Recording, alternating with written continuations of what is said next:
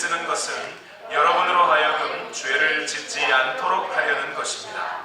누가 죄를 짓더라도 아버지 앞에서 변호해 주시는 분이 우리에게 계시는데 곧 의로우신 예수 그리스도이십니다. 그는 우리 죄를 위한 화목제물이시니 우리 죄만 위한 것이 아니라 온 세상을 위한 것입니다. 아멘. 자리에 앉겠습니다. 지난달 초입니다. 미국에 온 지 한 9년 남짓 되었는데 미국에 온 처음으로 병원 신세를 줬습니다. 한 달 동안 계속되던 기침이 끊어지지 않고 또 그 전 금요일부터 고열과 두통으로 좀 시달렸습니다. 주일날에는 목소리가 나오지 않아서 너무 고민하면서 어쨌든 사력을 다해서 설교하려고 애썼습니다. 목이 부어서 그런지 설교할 때마다 막 신소리도 나고요. 숨을 쉴 때는 좀 쇠소리라고 하나요? 쌕쌕거리는 소리도 들리고. 병원비 때문에 병원비 많이 나온다 그래서 병원에 안 가려고 했는데 금요일, 토요일, 주일 지나고 월요일이 되었는데 월요일까지 계속해서 몸이 안 좋았습니다. 그런데 월요일 저녁부터 화요일 날 아침이 되자 이제는 머리 아픈 거, 목 아픈 거, 기침뿐만이 아니고 배가 너무 많이 아픈 겁니다. 통증이 너무 심했고 평소 장염을 앓았는데 장염으로 앓고 있던 복통하고는 전혀 다른 부위도 전혀 다르고 아픈 방법도 좀 달라서 해열제를 먹어도 열은 떨어지지 않고 진통제를 먹어도 배는 낫지를 않고 그래서 결국 급하게 병원 응급실을 찾았습니다. 응급실 찾았더니 시작부터 피를 뽑기 시작하더군요. 초음파 검사도 하고 링거도 맞고 몰핀도 맞았습니다. 배 앞 진통을 좀 가라앉히는 약이라는 것도 먹고 멀미 증세도 일종의 구토 증세도 있어서 그거 다 사그라지라는 약도 좀 먹었습니다. 참 신기한 거는요. 한 달 정도 계속 열이 좀 있었고 지난 그 일주일 동안 그렇게 심했던 두통이나 열도 병원에 간 지 한 두세 시간 지나니까 사그라집니다. 그리고 한 4시간 지났는데 기침이 계속 있는 거 빼놓고는 거의 몸의 진통이 사라졌어요.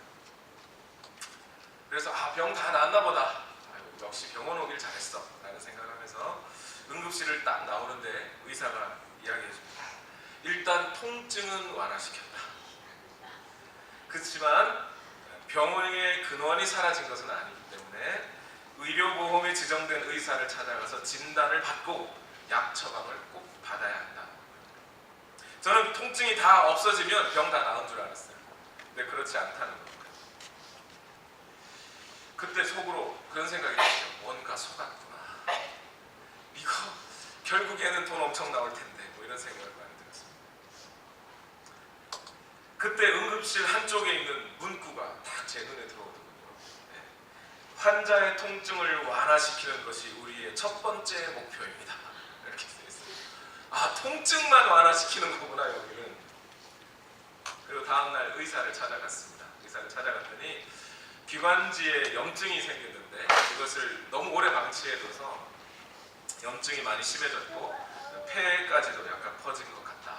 그리고 배가 아팠던 것은 인플루엔자 감염으로 배가 복통이 심했던 것이고 간이 좀 부어 있어서 해독 기능이 수월하지 않으니까 병이 쉽게 낫지 않았다. 그래서 그럼 어떻게 하냐? 이게 진단이에요. 어떻게 하냐?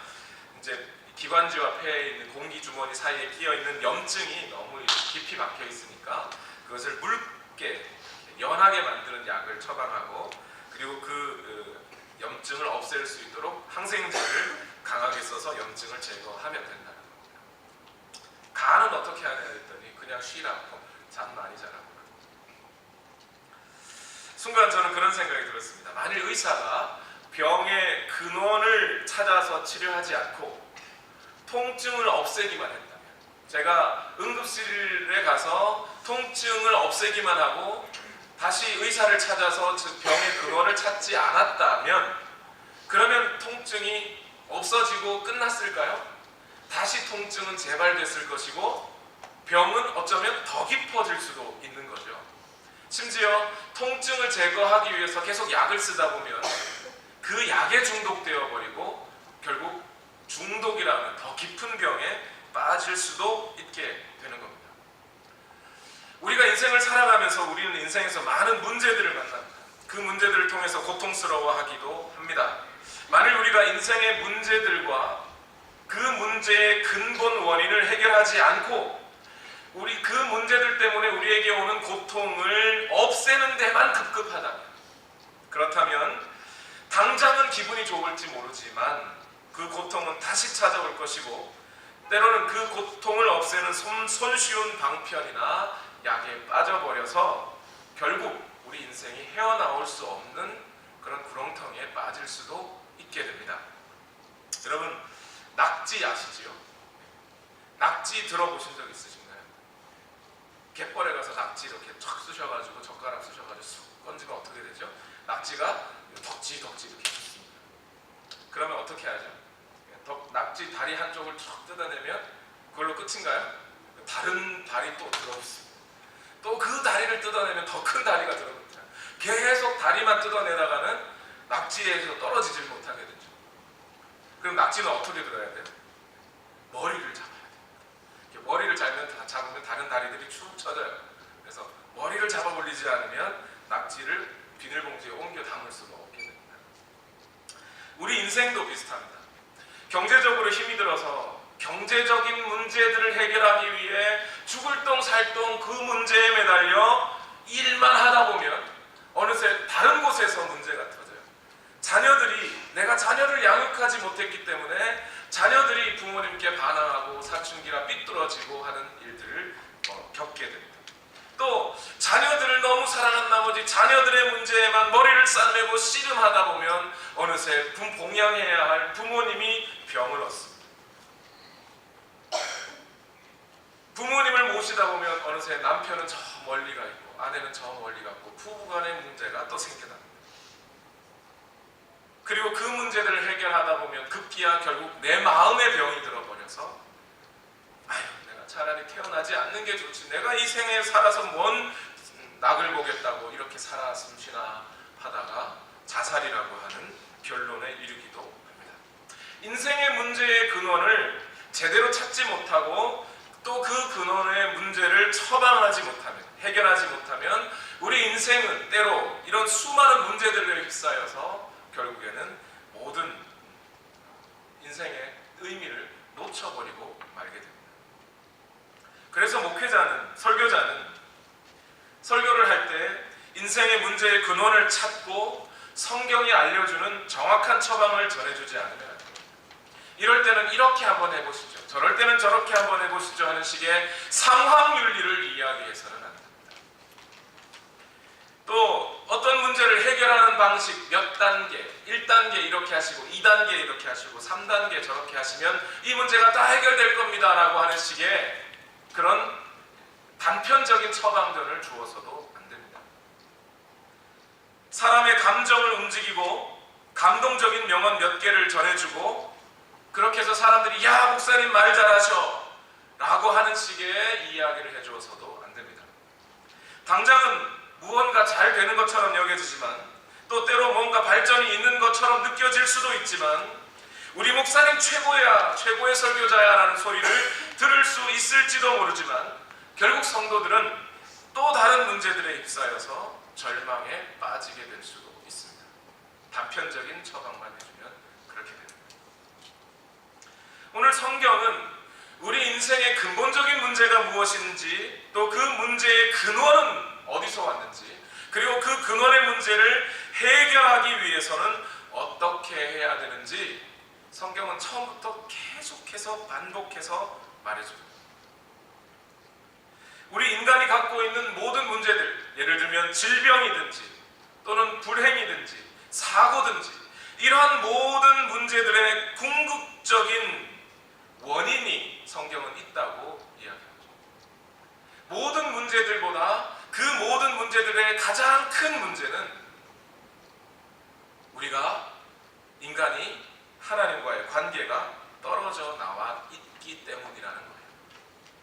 오늘 우리가 질병을 통해 고통스러워하는 것도 죽음의 문제로 두려워하는 것도 하나님으로부터 인간이 떨어져 있었기 때문에 하나님이 부어주시는 생명력을 얻지 못하고 하나님이 부어주시는 그 숨결을 우리가 느끼고 경험하지 못하였기 때문에 질병으로, 사고로, 여러 가지 갈등으로 고민하고 고통스러워 한다는 거예요.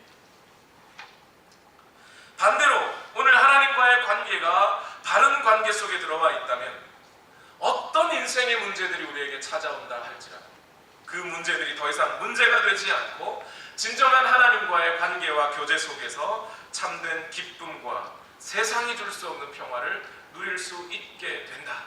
이것이 성경이 우리에게 주는 가장 근본적인 문제의 해결책입니다. 성경은 이 사실을 그냥 말로도 설명하고요, 보여주는 방식으로도 설명하고요, 다 우리에게 설명을 해줬습니다. 우리가 가장 관심 있게 볼 수 있는 건 히브리서 11장의 내용이에요. 히브리서 11장에는 이 하나님과의 관계를 바르게 하고 살다간 우리의 믿음의 선배들의 이야기로 가득 채워져 있습니다.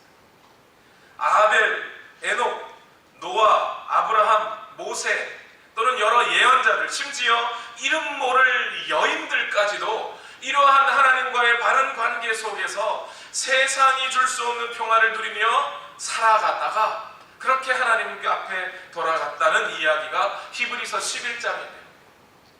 히브리서 11장 36절과 37절에 히브리서 기자는 이렇게 말합니다. 다 같이 한번 읽어볼까요? 시작. 어떤 이들은 조롱을 받기도 하고 채찍으로 맞기도 하고 심지어는 결박을 당하기도 하고 감옥에 갇히기까지 하면서 시련을 겪었습니다. 또 그들은 돌로 맞기도 하고 톱질을 당하기도 하고 칼에 맞아 죽기도 하였습니다. 그들은 궁핍을 당하며 고난을 겪으며 학대를 받으면서 양과 염소의 가죽을 입고 떠돌았습니다. 만약 이러한 이 사람들의 삶을 우리가 인생의 여러 가지 문제 상황으로 접근해서 그냥 문제로만 생각한다면 우리보다 훨씬 더 많은 고통들을 당했던 사람들. 우리는 먹고 살 것은 있지 않습니까? 함께 고통을 나눌 가족들은 있지 않습니까? 그런데 오늘 히브리서 11장에 기록되어 있는 이 수많은 믿음의 선진들은 우리보다 훨씬 더 심각하고 훨씬 더 많은 고통의 문제들을 안고 있었던 것이 사실입니다.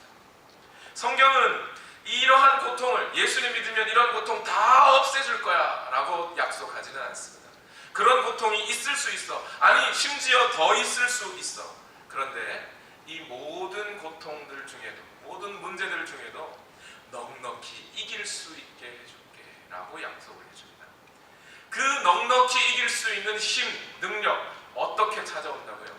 우리가 근본적으로 하나님과의 관계가 멀어지고 하나님과 교제가 일어나지 않았기 때문에 이 문제들이 찾아오는 것이라면 오늘 이 문제들을 이겨낼 수 있는 극복은 하나님과의 관계를 통해서 다시 찾아옵니다.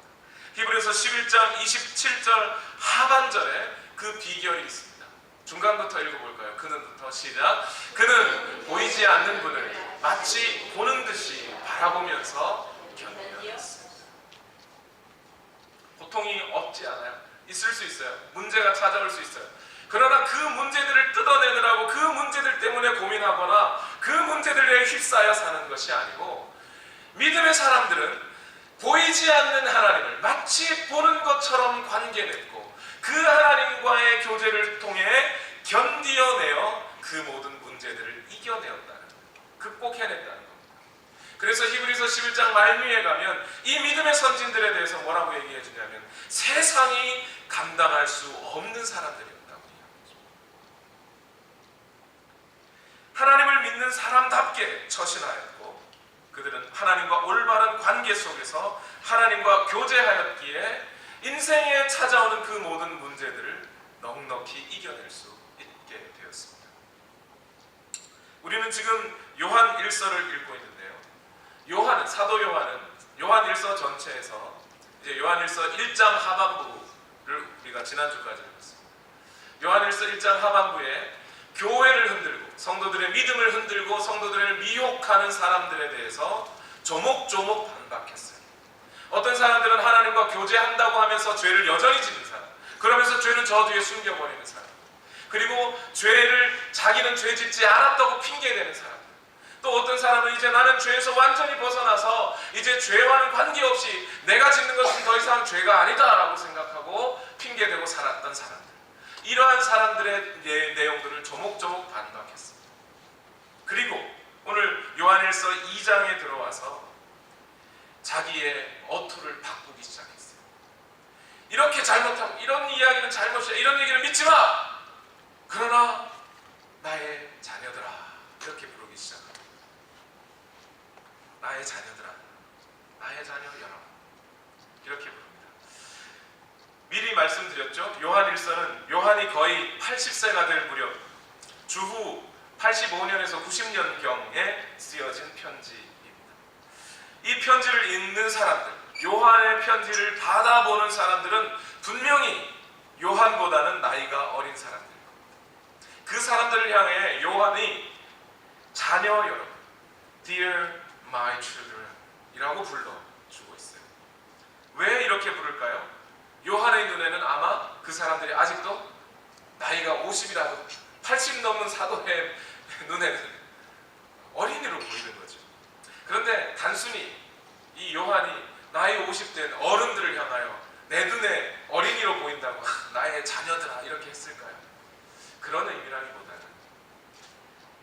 이제 하나님 앞에 가야 할 날이 얼마 남지 않은 요한이 자기의 모든 인생의 경험들을 통틀어 봤을 때 우리가 인생을 통해 어떤 문제들, 어떤 고난들, 어떤 어려움들을 당하게 되더라도 그 고난과 어려움을 이겨낼 수 있는 유일한 힘은 바로 하나님과의 교제 관계 속에서 찾아온다는 것을 알기 때문에, 그런데 그 마음을 가지고 교회를 봤더니 여전히 마음이 연약하여 세상이 주는 어려움과 문제와 고난과 고통 속에서 두려워하며 허덕이고 있는 그들의 연약함을 보면서 마치 어린아이가 물가에서 뛰어노는 것 같은 그런 감정을 가지고 요한이 이야기하는 겁니다.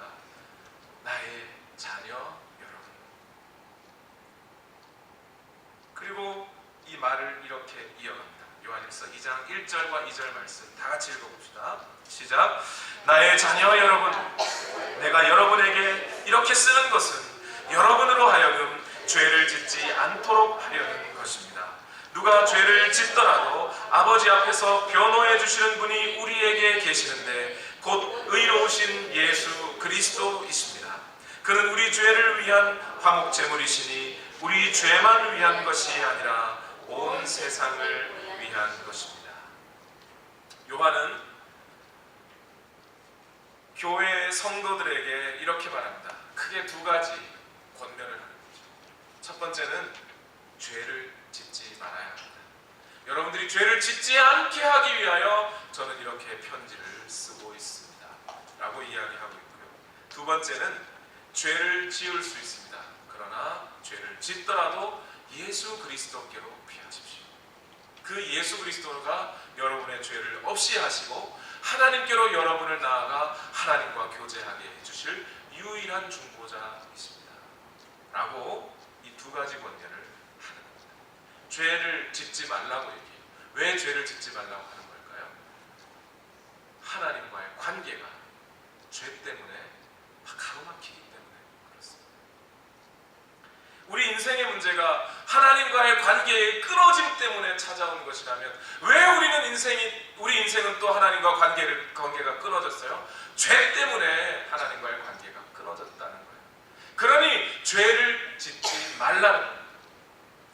이 두 가지 문제에 대한 좀 더 자세한 이야기는 조금만 뒤로 미루고요. 오늘 이 시간 여러분께 다시 한번 미리 확인시켜드려야 할 이야기가 있습니다. 요한은 요한일서 2장에 들어오면서 바로 죄 문제를 이야기했어요. 아니, 이 요한일서 1장 중반부터 벌써 죄에 대한 이야기를 시작했어요.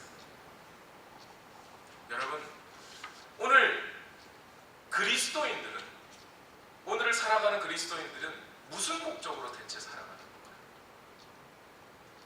이 세상 사람들은 돈을 추구하고 성공을 추구하고 자기 자아 실현을 위해서 살아간다고 하십시다.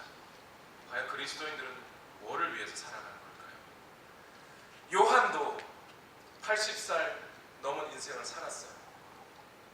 그도 그리스도인이에요. 그의 목적은 무엇이었을까요? 그가 인생을 살아온 의미는 무엇이었을까요? 죄를 이겨내는 것이었습니다. 죄를 범하지 않는 것이었어요. 그리스도인의 목적은 다른 어떤 것이 될 수 없어요. 가장 중요하고 우선되는 목적은 오늘 영으로서 육의 행실을 죽이면 살리니라고 말했던 사도 바울의 말처럼 오늘 그리스도인들의 가장 첫 번째 되는 인생의 목적은 거기에 있습니다.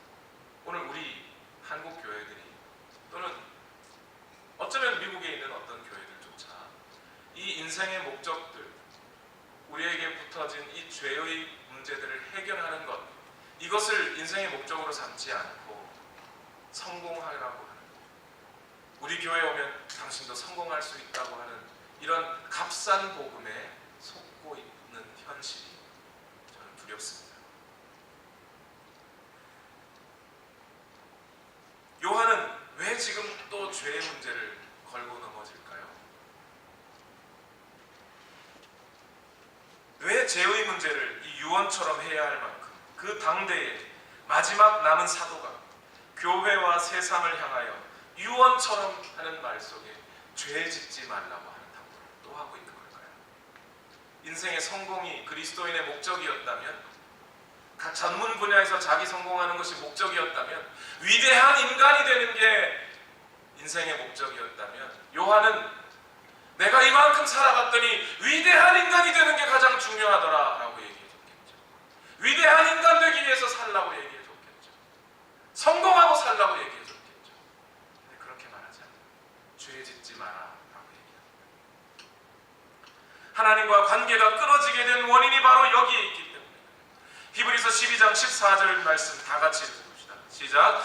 모든 사람과 더불어 화평하게 지내고 거룩하게 살기를 힘쓰십시오. 거룩해지지 않고서는 아무도 주님을 뵙지 못할 것입니다. 죄를 가지고서는 하나님과 교제할 수 없는 겁니다. 사람들에게 죄 문제를 이야기하면 정확하게 두 부류로 해요. 첫째는 교만한 사람들, 죄를 우습게 여겨요. 죄를 하찮게 생각합니다. 죄의 문제는 자기와 전혀 관계없고 먼 나라 이웃나라 이야기라고 생각합니다. 온 우주에 인간이 최고이고 그 누구도 인간의 지엄한 그 개인의 선택에 딴지를 걸 수 없다고 생각합니다. 그러면서 죄는 지어도 괜찮은 거라고 생각합니다. 또 둘째 부류는 어떤 부류가 있냐면 자꾸 절망하는 겁니다. 낭망하고 낙심하는 거예요. 처벌에 대한 두려움을 갖고 있는 거예요. 죄가 있으면 우리가 지옥에 떨어질 거라고 생각하고 무서워서 벌벌 떨고 정죄의 감정에 시달리는 거예요. 둘 다 잘못이에요. 죄에 대한 바른 태도는 다음과 같은 예에서 찾아볼 수 있습니다. 김동호 목사님이라는 분이 있어요. 한국에서 유명한 목사님입니다. 이 목사님은 당뇨병 환자예요. 당장 죽을 만큼 당뇨병 당 수치가 아주 높은 분인 건 아니라고 들었습니다. 그런데 지속적으로 관리하고 신경 쓰지 않으면 정말 목숨이 위험해질 만큼 또 당 수치가 올라가기도 한다고 합니다. 한 번은 미국에 2주간의 집회가 있었다고 합니다. 집회 기간을 동안 어떻게든 건강을 잘 관리하지 않으면 집회에 목사님 오셨다고 은혜 받았다고 성도님들이 밥 해주는 거 다 먹고 그리고 그냥 가만히 앉아 있으면 또 당 수치가 막 올라가서 결국에는 또 위태위태하실 수 있으니까 그 집회 기간 동안에 철저하게 관리하셨다는 거예요.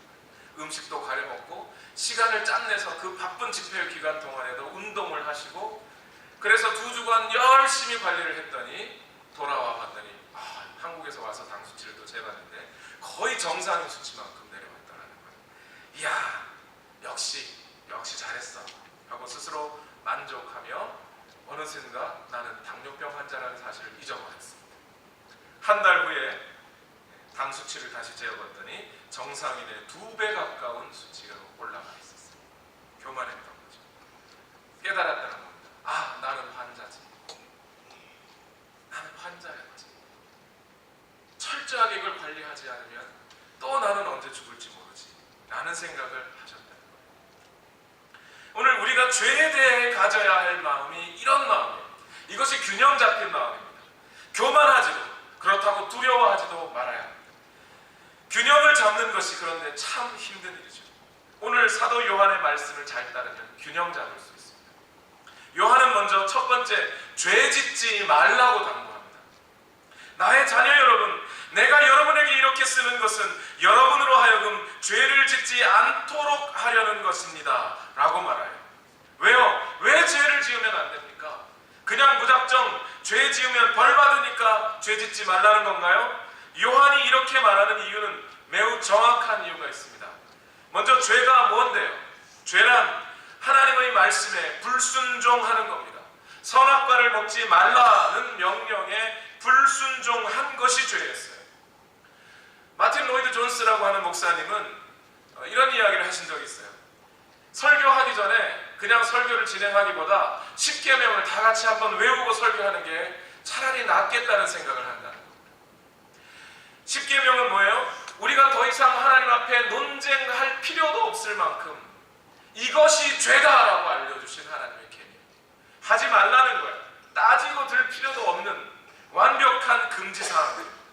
의문을 제기할 수조차도 없는 완벽한 하나님의 명령이에요. 그 뜻을 설명할 필요도 없는 하나님의 절대적인 명령입니다. 이 명령에 불순종하는 것, 그게 죄예요. 나쁜 거예요. 죄는 나쁜 겁니다. 하나님의 명령이 이처럼 위대한 것인데 어찌 사람들은 불순종합니까?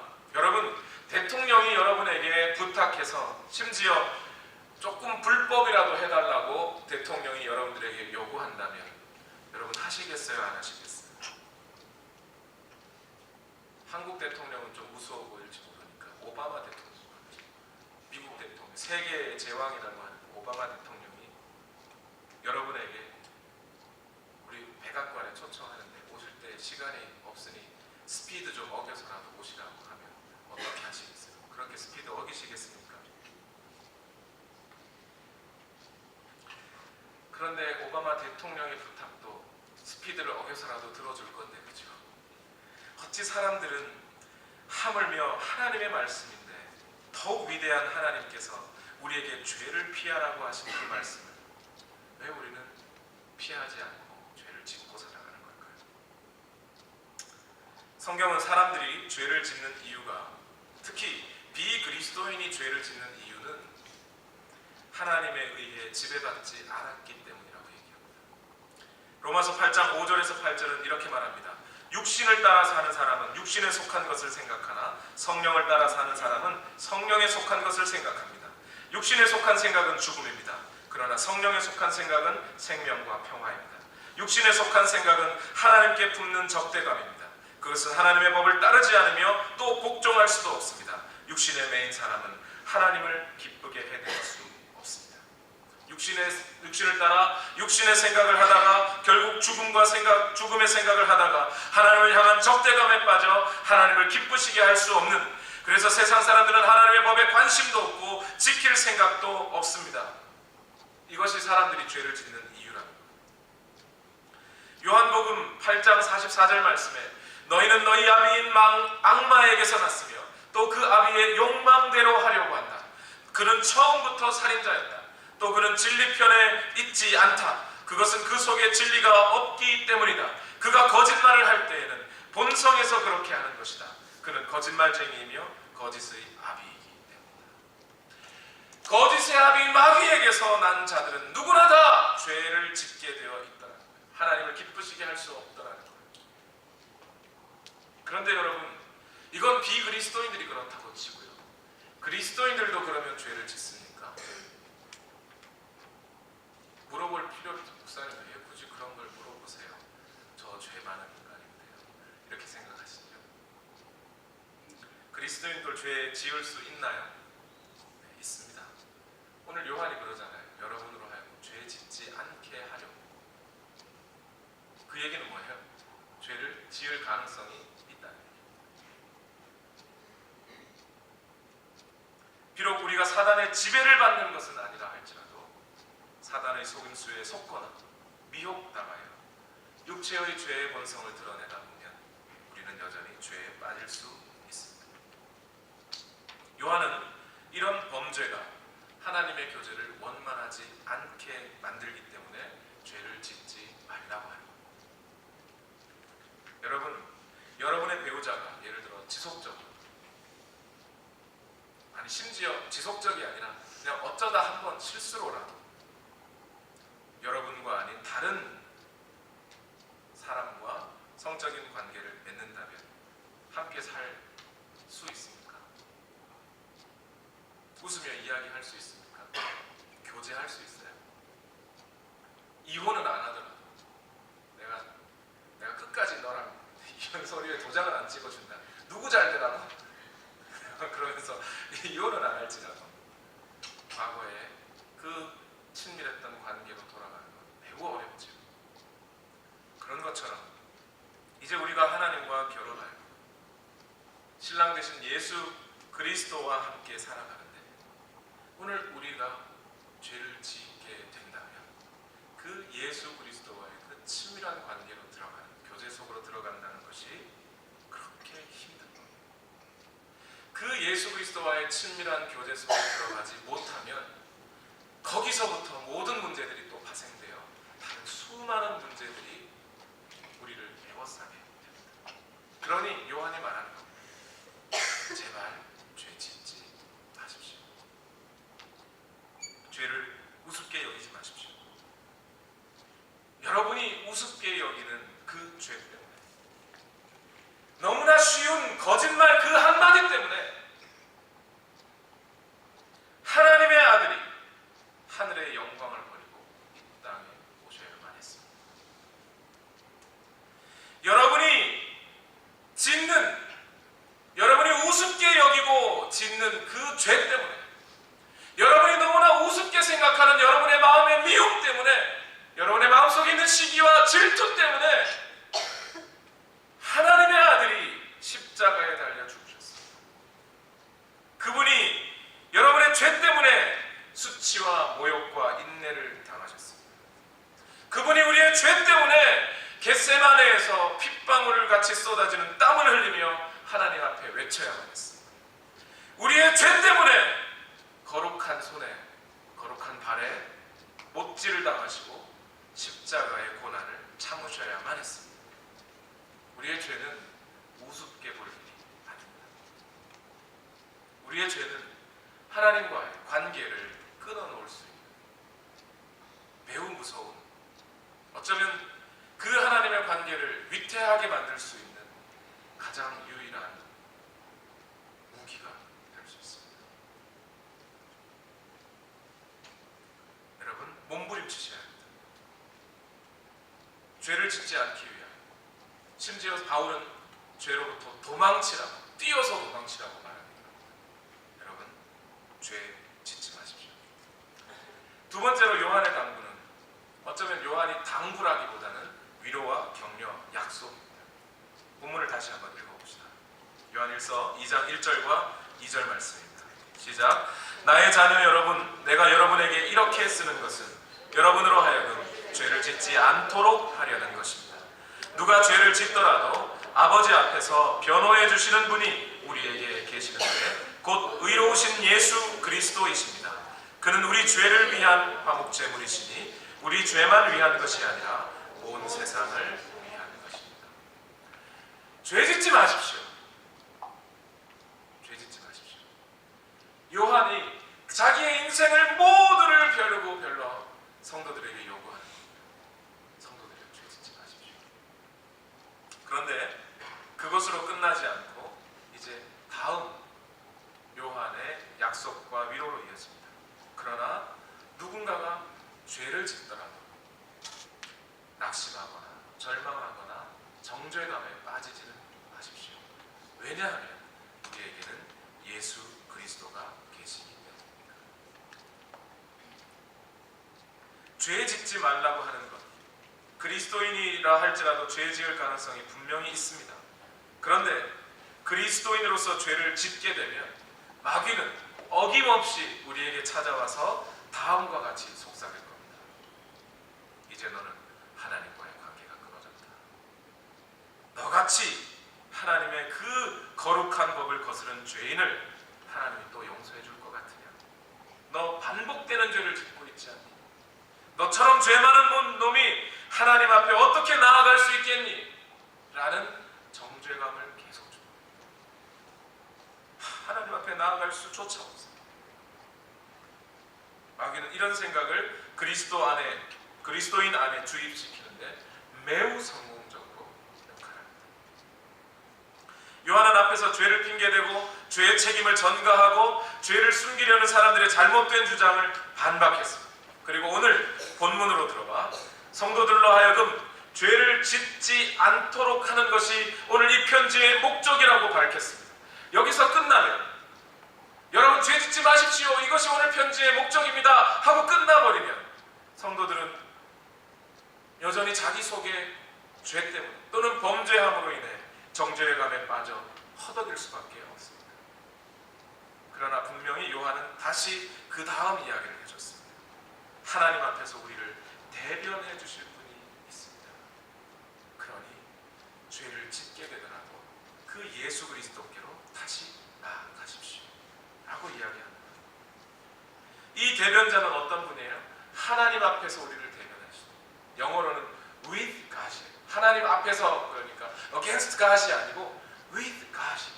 하나님과 함께, 하나님과 동등된 입장에서 그분이 모든 우주의 권세를 가지신 그 예수 그리스도가 하나님과 동등된 입장에서 하나님과 함께 그 하나님 앞에 우리를 대변해 주시고 있다는 것. 뿐만 아니라 이 대변자는 자기 자신을 스스로 화목제물로 드렸어요. 구약 성경의 제사장들은 양을 잡고 소를 잡고 염소를 잡아 동물의 제사를 지내서 하나님 앞에 가게 하였지만 이 영원하신 대제사장 예수 그리스도는 자기 자신을 화목제물로 드려 우리의 죄를 용서하시기까지 하십니다. 그러니 이 요한이 오늘 우리에게 하는 말은 뭡니까? 비록 그리스도인 당신이 아무리 큰 죄를 지었더라도, 아무리 반복되는 죄를 지었더라도 예수 그리스도 앞에 가면, 이 의로우신 예수 그리스도 앞에 가면 용서받지 못할 죄가 없으니, 대변하지 못할 죄가 없으니, 아니 우리 단 한 사람의 문제만이 아니라 온 세상 죄를 지고서라도 가실 수 있는 분이시니 걱정하지 말고 그분 앞에 나아가라는 것. 이렇게 말씀드리면 어떤 분은, 아니 목사님 그러면 우리는 이제 내 마음대로 살면 되겠네요. 죄 어떤 죄든지 다 용서가 된다면 마음대로 죄 짓고 다 죄 지은 다음에 예수님한테 가서 죄 용서해달라고 또 용서해 주시고 나는 또 죄 짓고 이러도 되는 겁니까? 만약 혹시 제 지금 설교를 들으시면서 여러분의 마음속에 그렇게 살면 되겠구나, 죄 짓고 회개하고 죄 짓고 회개하고 이러면 되겠구나 라는 생각이 드셨다면 여러분 자신을 돌아보십시오. 여러분 그리스도인이 아닐 확률이 없습니다. 진정한 그리스도인이라면 예수님이 왜 나를 위해 죽어주셨는지를 아는 사람. 왜 죽어주셨어요? 죄를 없이 하시려고 죽어주셨잖아요. 그런데 내가 또 어찌 죄에 빠져요? 서커스 가보면, 저는 한 번도 안 가봤지만 TV에서 보면 공중 그네를 막 탑니다. 밑에 뭘 깔죠? 안전망. 왜 까는 거죠? 떨어져서 치명상, 죽거나 하지 말라고. 그런데 결국 그것을 안전망을 깔아놓으니 어떻게 됩니까? 벌벌 떨면서 죽으면 어떡하지 하면서 서커스를 잘 못하는 사람은 안전망이 있으니까 마음 놓고 기술을 발휘할 수 있죠. 오늘 예수 그리스도께서 우리를 위하여 죽어주신 것은 이것 때문에 우리의 죄를 없이 하셔서 우리를 살리고자 함도 있으시고 또한 더 이상 죄에 빠지지 말라고 우리를 살려놓으신 겁니다. 여러분, 예수 그리스도는 이렇게 의로우신 분이십니다. 저는 이제 이 시간 여러분과 함께 한 가지 찬송하며 말씀을 마치고자 합니다. 오늘 우리의 신앙생활 어떤 것입니까? 찬송가 214장은 이렇게 말씀합니다. 나 주의 도움 받고자 주 예수님께 빕니다. 그 구원 허락하시사 날 받아 주소서. 큰 죄에 빠져 영 죽을 날 위해 피 흘렸으니 주 형상대로 믿으사 날 받아 주소서. 내 힘과 결심 약하여 늘 깨어지기 쉬우니 주 이름으로 구원해 날 받아 주소서. 주님 서신 발 앞에 나 꿇어 엎드렸으니 그 크신 역사 이루게 날 받아주소서. 오늘 우리의 죄된 모습을 그대로 있는 그대로 가지고 예수 그리스도 앞에 나아 우리의 범죄함을 회개하고 이제 하나님과의 관계를 다시 회복시키고 교제의 자리로 나아 이 회복된 관계 속에서 하나님과 친밀한 교제로 살아야 하는 우리의 모든 인생의 문제를 이길 힘과 능력을 얻게 됩니다. 우리 찬송 하나님께 올려드립시다. 나 주의 도움 받고자 나 주의 도움 받고자 주 예수님께 빕니다. 그 구원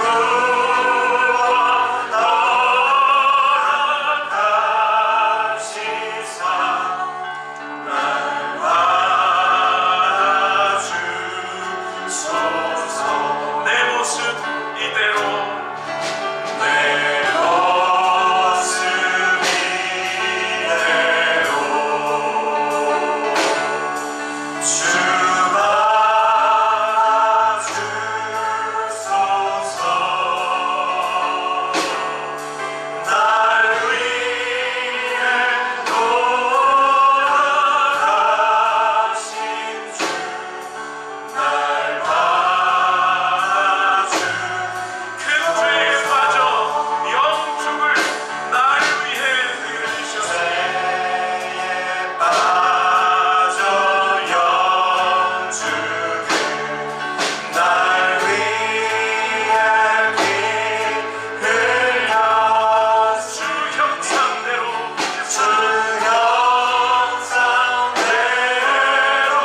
빚으사 날 받아주소서. 내 힘과 결심 약하여 내 힘과 결심 약하여 늘 깨어지기 쉬우니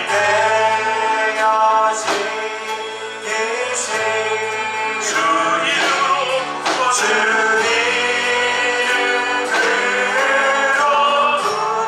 구원해 날 받아주 내 주님 서신 발 앞에 내 주님 서신 발 앞에 나 꿇어 엎드렸으니 그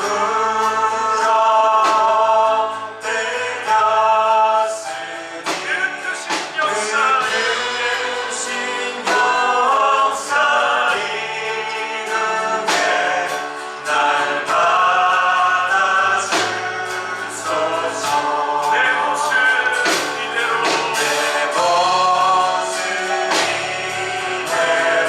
주 받아주소서. 주 받아주소서. 날 위해 돌아가신 주 날 받아주 우리 믿음으로 고백합시다. 내 모습 이대로 주 받아주소서.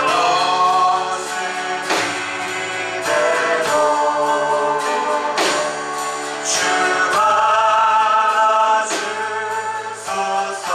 날 위해 돌아가신 주 날 받아주소서. 우리 시간 잠시 기도하십시다. 여러분, 예수님을 믿는다고 하면서 여러분의 관계는 하나님과 바른 관계에 들어와 있습니까? 하나님과 교제하는 이 삶은 잘 하고 계십니까? 행여나 여러분의 어떤 범죄함 때문에 사소한 거짓말이나 마음의 미움과 시기와 다툼과 질투 때문에 이 교제에 금이 가지는 않았습니까? 여러분, 오늘 여러분 자신을 돌아보며 여러분의 죄를 또한 예수 그리스도의 보혈 앞에 내려놓고 씻김 받기를 원하며 그렇게 주님 앞에 나아가 주여 내 죄 용서하시고 오늘 내가 주님과의 같이 교제가 회복되기를 원합니다. 이런 믿음 가지고 우리 다 같이 함께 기도하겠습니다. 살아계신 아버지, 오늘도 주님 앞에 나와 오늘 우리가 주님 앞에 나올 때 우리가 무엇으로 나올 수 있습니까? 예수 그리스도의 보혈이 없이 오늘 우리가 어찌 정결하게 됩니까?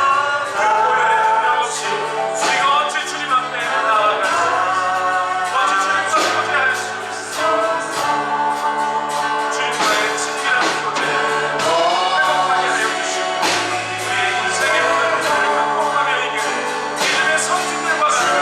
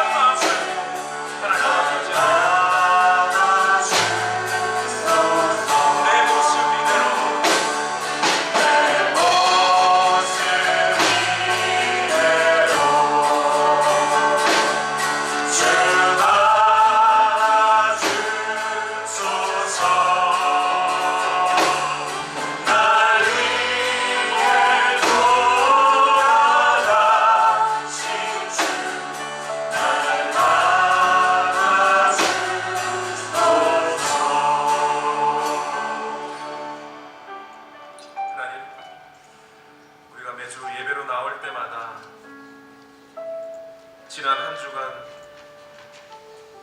죄 용서해달라고 습관적으로 말은 하는데 이 죄가 어쩌면 우리가 하나님과 친밀한 교제를 하는데 그토록 방해된다는 사실을 우리는 몰랐습니다.